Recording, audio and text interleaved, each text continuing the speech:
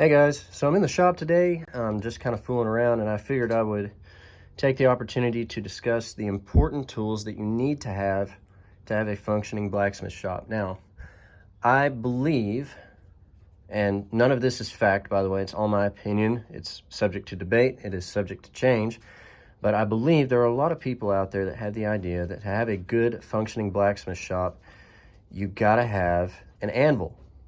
And it makes sense. The anvil is one of the rarer of items to be able to locate. Its value tends to go up by the day. They're very sought after, and therefore they must be the most important thing because everybody's after them to have a functioning blacksmith shop.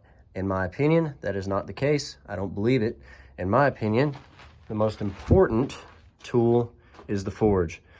For the simple fact that regardless of how fantastic your anvil is, or regardless of how fantastic your hand-forged custom hammers are, or your antique, big, heavy vices and, all the different tools that you have, if you don't have a fire hot enough to bring the steel to a welding temperature consistently and quickly, you're going to have a hard time being a blacksmith. This particular forge burns coal.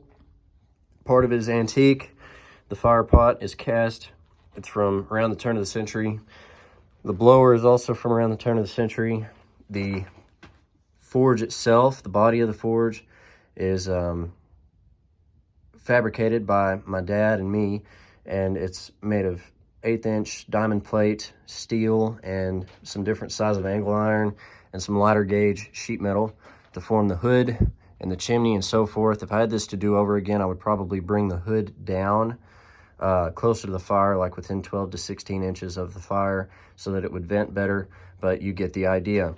The difficulty in locating all of the parts, locating, or I should say fabricating, if you're going to do that, locating and or fabricating the parts like the blower, the tweer, which is this T-shaped section down here that directs the air into the fire and allows you to dump ashes off after you've burned the fire for a length of time. The difficulty in locating and or fabricating all of these different parts to make this work so that you have a good, consistent, high temperature fire to soften the steel makes this, in my opinion, the most important thing and the first thing that you should focus on when you begin setting up your shop. Because without this, all the other tools are for nothing. That's just my opinion. If anyone has any questions about it, we can discuss it in more detail at a later date.